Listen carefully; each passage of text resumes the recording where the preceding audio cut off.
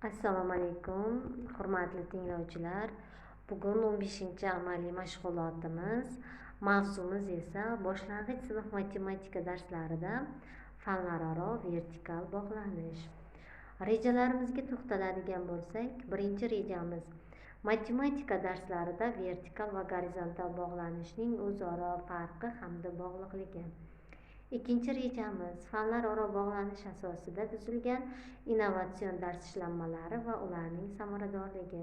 Uchinchi rejamiz esa o'quvchilarning matematik ko'nikmalarini boshqa fanlardagi muammoli vaziyatlarda yechish orqali mustahkamlash. Matematika ta'limida o'quv dasturlarining samaradorligi ko'p jihatdan vertikal va gorizontal bog'lanishlarning qanchalik to'g'ri yo'lga qo'yilganiga bog'liq. Quyida ularning asosiy farqlari va o'zaro bog'liqligi tushuntirib berilgan. Vertikal bog'lanish. Vertikal bog'lanish bu muayyan bir fanning, misol uchun matematikaning mavzulari yillar davomida, ya'ni sinfdan sinfga qanday rivojlanib borishini anglatadi. Asosiy farqi: bu bog'lanish spiral tamoyiliga asoslanadi. Bilimlar vaqt o'tishi bilan chuqurlashadi va kengayadi.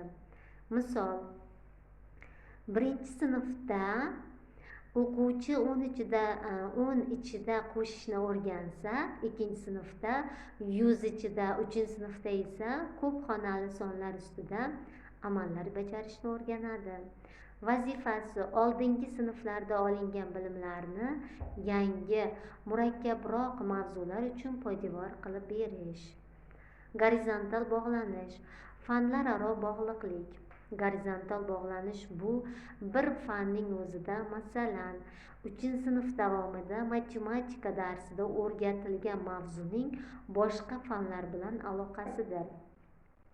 Asosiy farqi: bu bog'lanish fanning chegarasidan chiqib, bilimlarni hayotiy va amaliy vaziyatlarda qo'llashga xizmat qiladi. Matematikani o'lchov birliklari mavzusini tabiiy fanlar darsidagi o'simlik bo'yini o'lchash tajribasi bilan bog'lash. Vazifasi: o'quvchida dunyoning yaxlit manzarasini shakllantirish va bilimlarni amaliyotda qo'llash ko'nikmasini rivojlantirish. O'zaro bog'liqlik va mutanosiblik. Ushbu ikki tushuncha bir-birini inkor etmaydi. Aksincha, o'quv jarayonida bir butunlikni tashkil qiladi. Zanjir va tarmoq. Vertikal bog'lanishni zanjirga, yuqoriga qarab o'sishga, gorizontal bog'lanishni esa tarmoqqa, ya'ni yon tomonlariga yoyishga o'xshatish mumkin. Agar mavzu vertikal ravishda izchil berilsa-yu, lekin gorizontal boshqa fanlar va hayot bilan bog'lanmasa, bilim quruq nazariya bo'lib qoladi. Natija: har ikki bog'liqlikning birlashishi o'quvchida matematik savodxonlikni va mantiqiy fikrlashni yangi bosqichga olib chiqadi. Vertikal bog'lanish va gorizontal bog'lanishning mana bu rasmda tasvirlanishi keltirilgan. Izchillikda, masalan, vertikal bog'lanishda kuzatamiz. Birinchi sinfda 10 ichida berilgan, ikkinchi sinfda 100 ichidagi amallar, uchinchi sinfda ko'p xonali sonlar, to'rtinchi sinfda esa kasr sonlar shaklida berilgan. Gorizontal bog'lanish esa kenglik, masalan, matematikaning boshqa fanlar bilan fanlararo integratsiyasi, tasviriy san'at bilan, keyin tabiiy fanlar bilan, ona tili bilan, texnologiya fanlari bilan o'zaro bog'liqlikda hayotiy misollarda berilishini aytib o'tishimiz mumkin.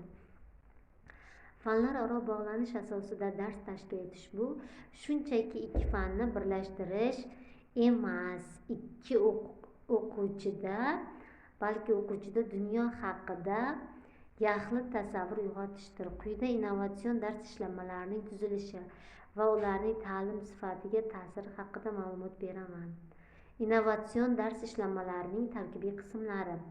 Zamonaviy yondashuvda dars ishlanmasi quyidagi innovatsion elementlarni o'z ichiga oladi. Integratsiyalashgan maqsad. Darsning maqsadi faqat matematik amallarni o'rgatish emas, balki uni boshqa fan, masalan tabiiy fanlar kontekstida qo'llashni nazarda tutadi.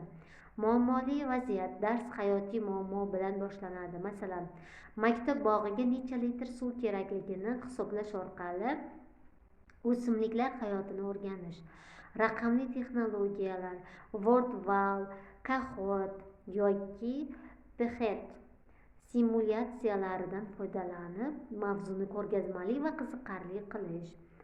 Innovatsion dars turlari: boshlang'ich sinflarda fanlararo bog'liqlikni quyidagi shakllarda amalga oshirish mumkin. STEM darslari: texnologiya, muhandislik, san'at, matematika uyg'unligi. Loyiha darslari: o'quvchilar bir necha hafta davomida biror loyiha, masalan, mening kichik tomorqam ustida ishlaydi va unda hisob-kitob, tabiat, tasviriy san'at bilimlarini birlashtiradi. Binom darslari: ikki xil fan o'qituvchisi yoki bir o'qituvchi ikki xil fan doirasida tomonidan olib boriladigan parallel darslardir. Fanlararo bog'lanishning samaradorligi: ushbu metodning an'anaviy darsdan ustunliklari quyidagilarda namoyon bo'ladi. Bilimlarning hayotiyligi: o'quvchi matematika menga qayerda kerak bo'ladi degan savolga darsning o'zida javob topadi. Mantiqiy fikrlashning o'sishi: turli fanlar orasidagi aloqani qidirish miyaning kognitiv faolligini oshiradi. Xalqaro baholash standartlariga tayyorgarlik: fanlararo topshiriqlar o'quvchilarni PISA, Times va Perlis kabi xalqaro tadqiqotlarda muvaffaqiyat qozonishlariga poydevor bo'ladi. Motivatsiya: darsda turli faoliyatlar, ya'ni o'yin, tajriba, hisoblash, rasm chizish kabilarni almashib turishi bolalarning charchashini kamaytiradi va qiziqishini oshiradi. Boshlang'ich sinf matematika darslarida fanlararo vertikal bog'lanish va innovatsion usullar, masalalar, amallar, geometrik topshiriqlar, bog'lanish, integratsiya yutuqlari 1-2-3 sinf va 4 sinf doirasida, tabiatshunoslik, muloqot, san'at, huquqiy va hayotiy ko'nikmalardan iborat bo'ladi. Boshlang'ich sinf o'quvchilarining matematik ko'nikmalarini fanlararo muammoli vaziyatlar, real hayotiy yoki boshqa fanlarga oid bo'lgan masalalar orqali mustahkamlash bu bilimlarning shunchaki nazariya emas, balki hayotiy vosita ekanligini ko'rsatishning eng samarali yo'lidir. Muammoli yechim bosqichlari: metodik ketma-ketlik. O'qituvchi darsda muammoli vaziyatni qanday kiritishi kerak? Muammoni qo'yish. Boshqa fanga oid qiziqarli vaziyatni taqdim etish. Masalan, biz qanday qilib maktab tomorqasiga necha litr suv kerakligini bilishimiz mumkin? Matematik modellashtirish. O'quvchilar muammoni matematik tilga o'tkazishadi. Qanday sonlar bor? Nima noma'lum? Qaysi amal kerak? Harakat rejasini tuzish. Masalan, avval maydonni o'lchash, keyin 1 kvadrat metrga qancha suv ketishi va uni bilish, so'ngra ko'paytirish, yechim va tahlil, hisob-kitob bajarish va natijani real vaziyatga mosligini tekshirish. Masalan, chiqqan natija juda katta va kichik emasmi? Ushbu metodning ta'limiy samaradorligi: matematikani boshqa fanlar orqali mustahkamlash qanday natija beradi? Yuqori motivatsiya: bolalar matematika menga hayotda qayerda kerak bo'ladi degan savolga amaliy javob topishadi va fanga qiziqishlari ortadi.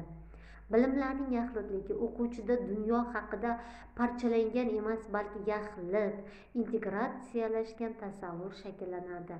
Kompetensiyalarning rivojlanishi: faqat hisoblash emas, balki ma'lumotlarni izlash, tahlil qilish, jamoada ishlash va qaror qabul qilish ko'nikmalari o'sadi. Xalqaro baholashga tayyorgarlik: ushbu yondashuv o'quvchilarni PISA, Times kabi xalqaro tadqiqotlardagi amaliy mantiqiy topshiriqlarni yechishga poydevor bo'ladi. Fanlararo bog'lanish asosida matematik ko'nikmalar mustahkamlanadi. Fanlararo muammoli vaziyatlar va misollar orqali tushuntirishimiz mumkin. Muammoli yechim bosqichlari, yechim va tahlil, harakat, rejani tuzish, matematik modellashtirishni muammoli qo'yish. Metodning ta'limiy samaradorligi, yuqori motivatsiya, bilimlarning yaxlitligi, jamoada ishlash kompetensiyalarini rivojlantirish.